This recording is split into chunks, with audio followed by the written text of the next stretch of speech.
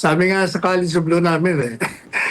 Napakalaking problema ni BBM ay ang pinsan niya. Pinsan niya. Kaya Correct. BBM, tanggalin mo na yung pinsan mo, speaker. Tanggalin mo na yan. Yan ang nakakasama ng image mo. I-disturb yung kaluluwa ko. Ito talagang si Senator Risa Hontiveros, di natin malaman kung anong pinaggagawa nito. Kaya siya nadi-disturb daw ang kanyang kaluluwa. Mga kababayan, ngayong mga panahon na to, hindi na ho nila malaman kung paano maisasalarawan ang kanilang mga nararamdaman. Especially itong si Senator Risa Hontiveros, nadi-disturb daw ho yung kanyang kaluluwa sa mga kaganapan ngayong mga panahon na to. Yan na nga ho ba sinasabi natin? Huwag mo kasi kayo masyadong bida-bida. At teka lang, Senator Risa, wala naman ho kayong problema sa Korte Suprema. Ang may problema, House of Representatives, ba't kayo galit na galit? Ang sinabi ng Korte Suprema, teka lang, huwag kayong masyadong atat. Wala kayong jurisdiction dyan. Kasi yung unang step pa lang, meron na tayong problema. Bakit galit na galit kasi? Yan ang problema natin dito, mga kababayan. Yung mga individual na kagaya ni Risa. Senador Rusia, hindi ho siya congressman. Kung ako senador dyan, ang sasabihin ko lang, magagawa natin. Yan ang findings ng Korte Suprema. Di ba wala tayong magagawa dyan? Di ba? Hayaan natin ang House of Representatives ang magsalita dyan. Bakit ganun ang ginawa nilang desisyon sa pag-i-entertain ng mga impeachment, articles of impeachment complaint na yan, laban kay BP Sara. Yun ang sagot doon. Pero para sabihin mo na medyo nanginginig-ginig pa yung boses mo na nadidisturb ang spirito ko. Nadidisturb ang kaluluwa.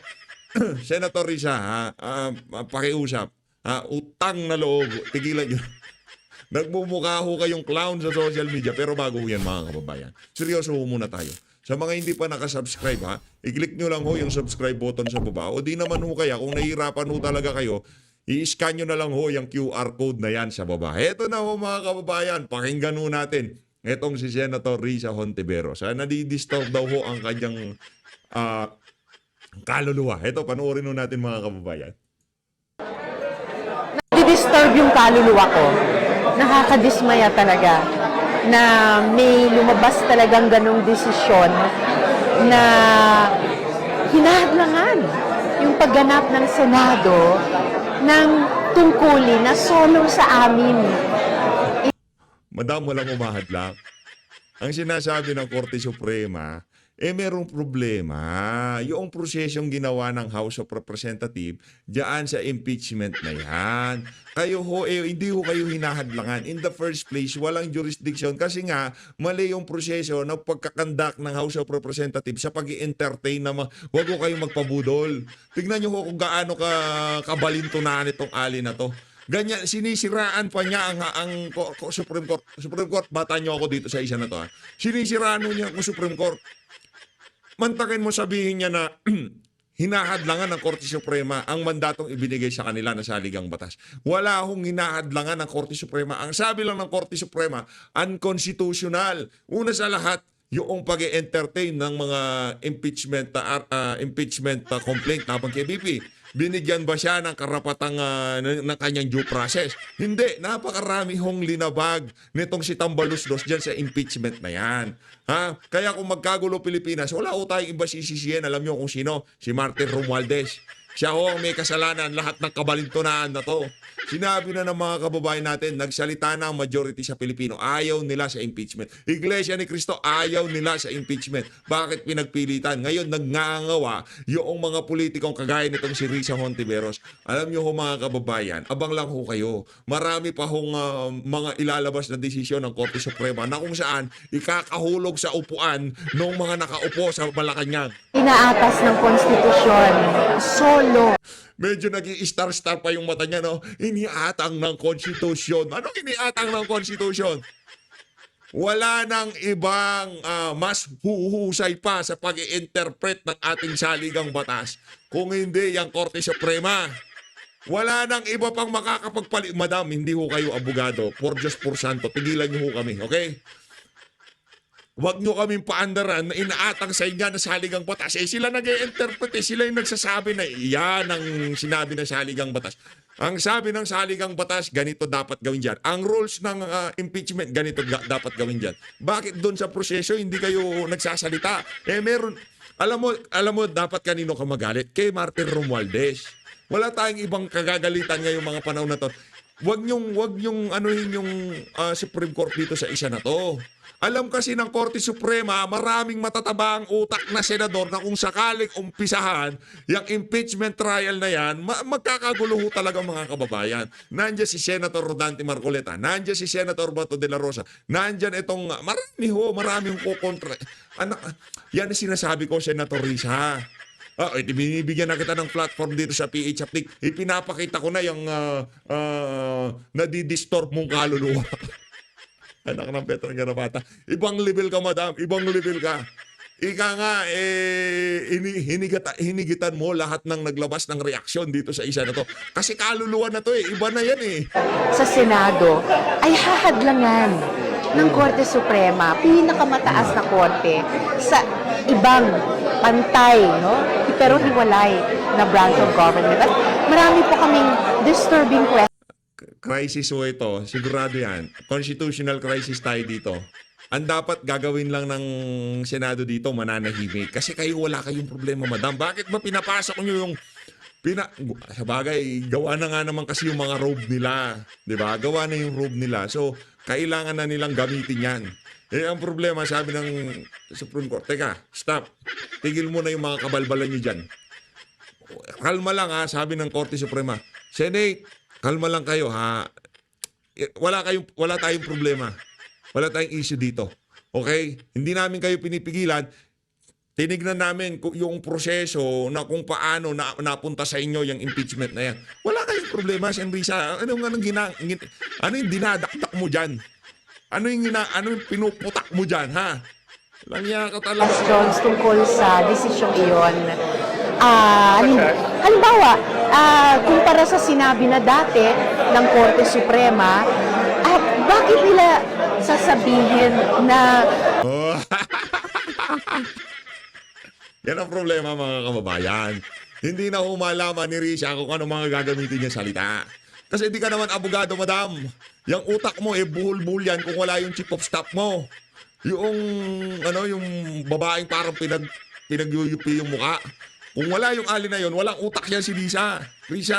Walang index card na hawak kaya hindi natin abogado na nagsabi ng mga abogado, walang contradicting sa mga ilinabas na pahayag ng Korte Suprema base doon sa mga nauna nilang ilinabas. Kasi pagka merong impasse diyan sa na yan, Korte, impeachment court, alam nyo saan sila tatakbo?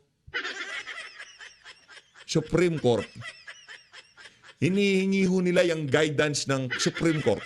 Yung rules ho nila, saan nakabase? Sa Korte. Ngayon, pagka nagsalita ang pinakamataas na Korte, hindi. Nadidisturb ang kaluluwa ko. Lalakas na saltek, di ba? na labag yung one-year bar rule. Samantalang sa pagkaalam at intindi namin, iisa lang namang complaint. Yon ang problema, madam. Yon ang pagkakaalam nyo. Hindi kinuwento sa'yo ni Romualdez yung 3 complaint na ipinasa dito kay Reginald Velasco. Yun ang problema. Dapat kasi inalam nyo muna Isa lang, di ba? Tama, isa lang yung transmit sa inyo. Ang tanong dito, bakit merong 3 nauna? 1-year bar rule. Pagka hindi ho nila sinunod to, naku, malaking problema to. Ibig sabihin, lahat ng ruling ng ating Korte Suprema ay questionable na yan. Di ba? Malaking problema ho yan. Pag hindi nagmatigas yung Korte Suprema dyan, may problema tayo. Kayo ho'y nag-aral. Kayo ho, yung profession na yan, hindi halal yan. Dapat ikaw, mataba ang utak pag napunta ka dyan sa Korte Suprema. Yaang mga nasa Senado at House of Representative, mga kilalang angkan lang, pwede na. Pagka ikaw bastardo o ika nga walang magawang matino sa pamamahay mo at gusto ng tatay mo, mag-congressman ka anak, pwede ka na. Kahit na dati kang bangag, kahit na wala kang background sa kung anumang public service. Pagka sinabi ng ama mo na ikaw sikat na pamilya sa inyong probinsya, pasok ka dyan. Ang kumukwestiyon dito sa ating mga maestrado, yung mga political clans, yung mga politikong hindi naman nag-aral, Mga kilalang apelido lang sila kaya nahalal, kinikwestiyon nila yung inialay nila ang kanilang buhay para mag-aral ng batas. Nakuha niyo ba mga kababayan? Ganito ho ay ang irony dito sa issue na to. Ito eh. 'Di ba? Itong mga wala namang alam na halal lamang dahil sa kanilang kilalang pagiging politiko, yung kilalang apelido versus dito sa mga individual na inilalay nila ang kanilang buhay sa pag-aaral ng batas, paglilingkod sa batas. 'Di ba? Paglilingkod sa Korte Suprema. Sino ang papaniwalaan natin? Itong mga politiko na kada buka ng bibig nila, ramdam na ramdam mo ang pamumulitika. O yung bumabasa sa saligang batas, araw-gabi, gabi-araw, yun ang ginagawa nila. Maghapon, umaga, magdamag, hinihinga nila, kinakain nila, puro batas. Anak ng tokwa. Ito, ihingin ko ang judgment call dito ng ating mga kababayan. Kanino kayo mas naniniwala? Dito kay Risa? O sa ating mga maestrado, sa ating mga associate justice, sa ating chief justice, sa ating Korte Suprema, kaugnay dito sa issue na to? Di ka nga abogado, questionin mo yung desisyon ng isang abogado na nandun sa pinakamataas na hukuman sa ating bansa. Sira, may saltik ka ba, madam? Ng Petrang Grapata. Ito pa, isa pang abogado. Attorney Salvador Panelo, former Presidential Legal Counsel. Okay. Very good news, of course. Kanina, nung kausap kita, sabi Nako, nawala. Nawala ho. Teka lang. Ayun, bumalik na ho. you knew this all along. Hindi ba, ever since naman Ayun, gay. Hindi ba, ever since naman alam po ninyo, kung kayo'y objective, talaga naman masyadong klarong-klaro na lumabag sila sa saligang batas. Masyadong maliwanag yung sinasabi ng Korte Suprema. Yung pag merong pag nag-file ka ng impeachment complaint, kailangan ilagay mo na kagad sa order of business. Hindi nila sinunod, wala silang sinunod eh. Kaya sabi nga ng anak ko si Paulo, the HOR played stupid games, so they're being rewarded with stupid prizes. Alam niyo po, Attorney Sal, nung unang lumabas po itong breaking news, nag-iisip nga ako kung anong naging desisyon bago ko pa man nabasa yung press release. Of course, hindi ko pa nakikita yung buong buod nung desisyon. And I was wondering, saan ho kaya nagkaroon ng desisyon dito ang Korte Suprema tungkol ba dun sa initiation na tinatawag o dun sa nakapaloob sa Article 11, Section 3 ng Constitution that says that it should be included in the order of business within 10 session days. And parang lumalabas, doon nagkaroon ng violation. Yes, kasi maliwanag naman yun. Dapat pag natanggap mo yun, you have 10 days na ilagay mo sa order of business. And then, i-refer mo na ngayon sa Committee on Justice. And then they have 30 days para mag-deliberate sila. Tapos maglalabas sila ng resolution. Itatapon mo sa plenary and they will decide. And even doon sa tinatawag na more than one-third, kailangan pa rin na merong kasi resolution na nakalagay doon Resolution na dapat manggagaling yun sa Committee on Justice. Lahat yun nilabag talaga nila Talagang lantaran ng paglabag. Meron Kaya hindi nakataka-taka na ganun ang desisyon ng Korte Suprema. yung ganito po, alam naman natin na sabi nga unanimous, subject pa rin ho ba ito sa motion for reconsideration kahit na ganito po ang naging boto? Well, that is a remedy given under the law. They can always file it. Pero given the fact na unanimous yung 13, wala na yan, malabo na yan. Pero sundin na lang ho natin kasi maliwanag naman talaga ang saligang batas. Attorney Panelo, ang sunod ko pong gusto Hindi, attorney, sabi ni Risa, sila daw ang binigyan ng kakayaan ng saligang batas. Magaling pa sila sa korte So, ibig sabihin, ang impeachment court, yun ang ating Supreme Court. Di ba, Risa? gustong malaman sa inyo, yung inyong akiwari, ang inyong insights. Hinggil sa posible daw po hindi ko alam kung narinig niyo po yung aming reporter kanina, si Dexter Ganibe, na sinasabi nga, iba-iba din po yung naging reaksyon ng mga senador. One is actually saying that pwede pa nilang, it can come down to a vote among the senator judges kung susundin nila itong naging desisyon ng Korte Suprema. Nangyari daw ito during the time of the impeachment of Chief Justice, the late Chief Justice Renato Corona. What do you think of this? Wala yan. Yun naman ang nagbibigay ng opinion, hindi naman abogado. Pag abogado ka, talagang saludo ka na sa Korte Suprema. Sabi nga sa College of Law namin yung desisyon ng Korte Suprema, kaugnay sa isang batas, tama man o mali, tama sila. Supreme sila Yun ang binigay na tungkulin sa kanila. Maliwanag, maliwanag ho yun, no? Ang Korte Suprema, kahit ano pa ang ilagay nilang desisyon dyan, pagka tama yan, mali. Pagka Korte Suprema nagsalita, tama yan. Yun dapat. Kasi ang problema dito, pagka maglalabas na naman ng desisyon, kukwestiyonin nyo na naman. Diba? Lahat na lang linabas na desisyon ng Korte Suprema, pagka ganito nangyari, questionin nyo na lahat. Magbayad na lang kayo ng ilang mga congressman at senador dyan para questionin yung kanilang mga ilinabas na desisyon ng Korte Suprema. Oh. Lang ang may kapangyarihan na magdeklara ng isang bagay na ginawa ng isang opisyal o ahensiya ng gobyerno o sangay na illegal. Kaya saludo na lang tayo. Isa pang tanong, Attorney Panelo, what about yung sinasabing yung mga katagang judicial overreach? Nagkaroon daw, para sa ilan, ng judicial overreach ang Korte Suprema hinggil dito. Pinasabi ko kasi nung walang galang na sa ating fraternity brad, Justice Tony Carpio, overreach daw kasi hindi dapat daw pakialaman yung proseso ng House of Representatives kung nabasa nila, ano bang ginugol nilang oras. Madalit sabi, maraming tanong ang Korte Suprema, hindi daw dapat na ginagawa yun, overreach sa'yo. Nakakalimutan ni Justice Carpio, yan ang problema kasi, pag bias ka ng dati, bias din ang opinion mo, na ang Korte Suprema ay may kapangyarihan na tingnan kung ang isang hakbangin o akto ng isang opisyal o sangay o ahensya ng gobyerno ay legal or illegal. At malalaman nila yon, factual kasi yun. Kaya kailangan bibigyan mo sila ng impormasyon at pruweba na hindi ka nag-abuso kasi they will determine precisely the justices whether or not there was a grave abuse of discretion.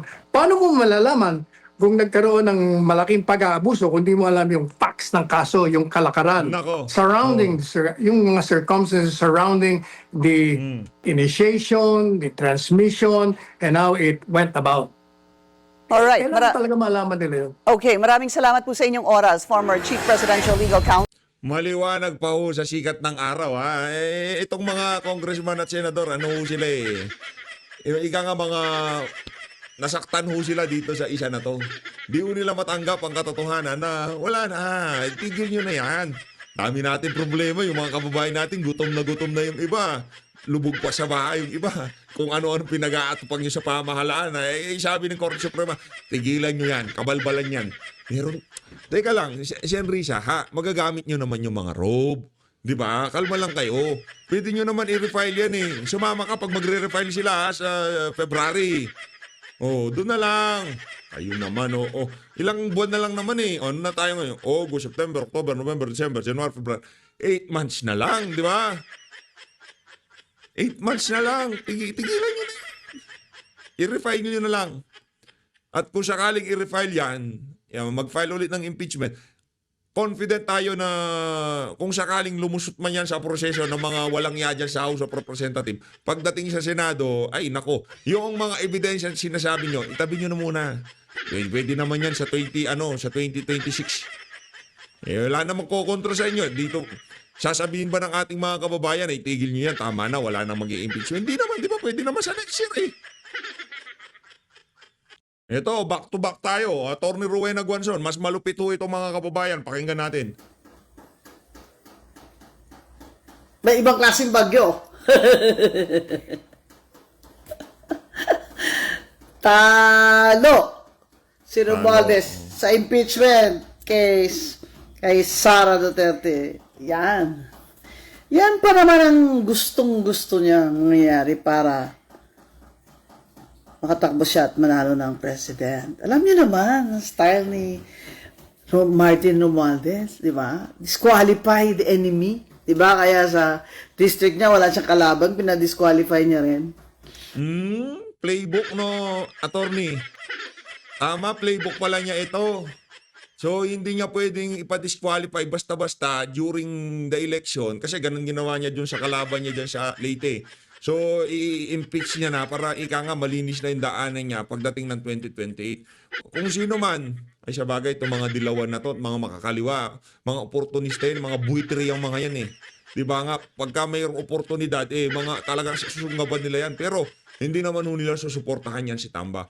Yang si Risa, meron nung meron nung pang sariling interest yan. Gusto rin niya maging presidente. Risa at Tamba, wala, yariho sila. Hindi ho sila makakapalag kay VP sa 2028. Attorney, kasama ka ba namin sa mga kampanya sa 2028? Sino ba bata mo? Si Risa? Attorney naman. Pero respect pa rin sa'yo kung sakaling dumating ang panahon na nasa magkabilang bakod tayo, ha? Di ko babalaurain yung alin na yan. Seryoso, di ko babalaurain yan. Yung pambabalahurang ginagawa natin kay Risa, di natin gagawin kay Atty. Rowena Gonson. Yan? Respect dyan sa paninindigan niya, nabangag si Marcos. Pag tayo niya kung ano ang tama. Siya lang ang kaisa-isang dilawan, pinklawan na nakatawid doon sa middle ground ng mga DDS, mga pinklawan. Saludo. Parehas abogado, may utak eh. Di kagaya ni Risa, walang utak. Oh, wala pa kayo ha? Ay, ano ba? Nasaan na ba mga tao? Bagyo-bagyo. Bakit dun sa, sa post ko na hindi live ay 537,000 ang views. Dito sa live, walang tao. Teka muna, tayin natin sila ha. Alam nyo tong bagyo na to. Ito yung bagyo na protracted. Ay, slow connection kasi tayo. Protracted ba? Yung parang, dahan-dahan, pumasok yung isa, tapos akala natin, wala na. Tapos, andyan na naman, lumakas na naman, tapos, umina na naman. Ito naman, pangatlong bagyo na pala to. Talagang, pero itong bagyo na humampas kay Romualdez at kay BBM. Bang klaseng bagyo ito dahil Supreme Court na talaga ang humampas sa kanila. Kaya siguro, baka ipa-refund na lang yung mga congressman na... Basta, kala ko anong huhugutin itong si Atty. Rowena Gonson. Ipa-refund na lang daw. Hoy, Romualdez, refund na. Nagperma.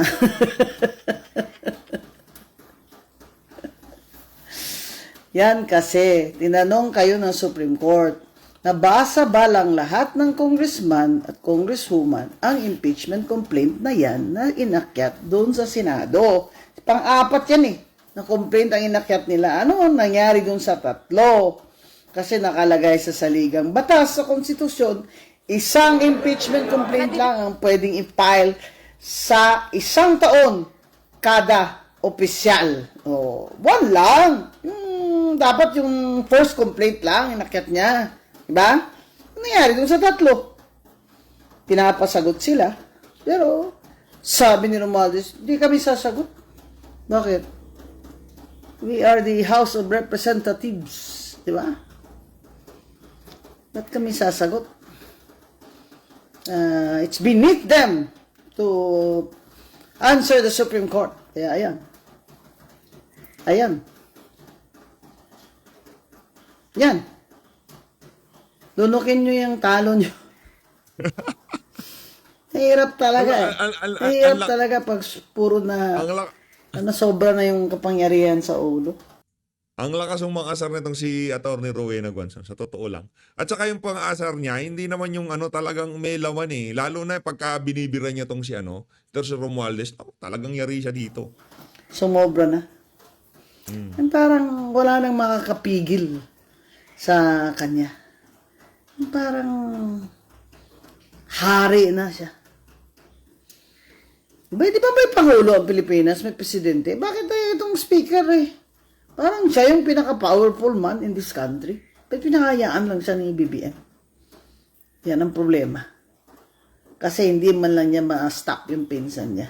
Kahit na ganito na ang mga nangyayari. Yung budget is Kasi- scandal and Kasi si Romualdez, hawak niya sa betlog itong si si Marcos Jr. Yun ang totoo doon. Hawak niya sa betlog. Kaya hindi humakakana itong si Marcos Jr. sa pinsan niyang sintu-sinto. Dahil nga alam niya na bangag itong si Marcos Jr. Kaya na lang, ika nga, hindi kita papipigilan dyan sa mga kabalbalan mo na yan. Ito naman si Romualdez. Sabi ni Marcos, di kita pipigilan sa mga kabalbalan mo na yan. Naman itong si Romualdez, di kita pipigilan sa mga trip mo na yan, pagpupulburon mo na yan. Pagpatuloy mo lang, yung pagpupulburon mo, abang ako, pagpapatuloy ko lang ang mga pangwawasak ko sa mga posibleng makalaban ko sa 2028 presidential election. Yun nga nangyayari. Friends with benefits. Cousins with benefits. Si Marcos Jr. nakaka-travel-travel, pakamot-kamot lang ng ulo, pasinghot-singhot lang ng pulburon sa Malacanang. Wala nang problema. Easy go lucky.